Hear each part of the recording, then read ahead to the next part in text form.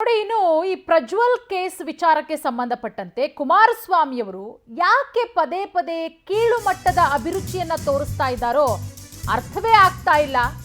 ದಿನದಿಂದ ದಿನಕ್ಕೆ ಒಂದೊಂದು ರೀತಿಯ ಹೇಳಿಕೆಗಳು, ಒಂದೊಂದು ರೀತಿಯ ಪೋಸ್ಟ್ಗಳನ್ನ ಹರಿಬಿಡ್ತಾ ಇದ್ದಾರೆ.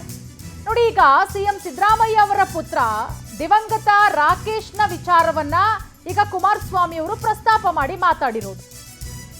ದಿವಂಗತ ರಾಕೇಶ್ ಅವರನ್ನ ಅಮಲಿನ ಪಾರ್ಟಿಗೆ ನೀವೇ ಕಳಿಸಿದ್ದೀರಿ, ಅಲ್ಲಿ ಅವರ ಸಾವಿಗೆ ನೀವೇ ಕಾರಣರಾದ್ರಿ.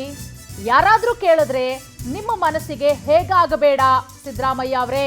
ಇದು ಕುಮಾರಸ್ವಾಮಿ ಅವರು ಸಿದ್ದರಾಮಯ್ಯ ಅವರಿಗೆ ಪ್ರಶ್ನೆ ಮಾಡಿರೋದು. ದೇವೇಗೌಡರ ಬಗ್ಗೆ ನೀವು ಕೇಳಿದ್ದು ಕೂಡ ಹಾಗೆಯೇ ಅಲ್ವಾ? ಶೋಕದ ಮನೆಯಲ್ಲಿ ರಾಜಕೀಯ ಮಾಡುವ ಜಾಯಮಾನ ನಮ್ಮದಲ್ಲ, ದಯಮಾಡಿ ಅರ್ಥ ಮಾಡ್ಕೊಳ್ಳಿ. HDK ಪೋಸ್ಟ್ ಮಾಡಿರೋದು, ಆ ಪೋಸ್ಟ್ ಅನ್ನ ನೀವು ಕೂಡ ಗಮನಿಸ್ತಾ ಇದ್ದೀರಾ.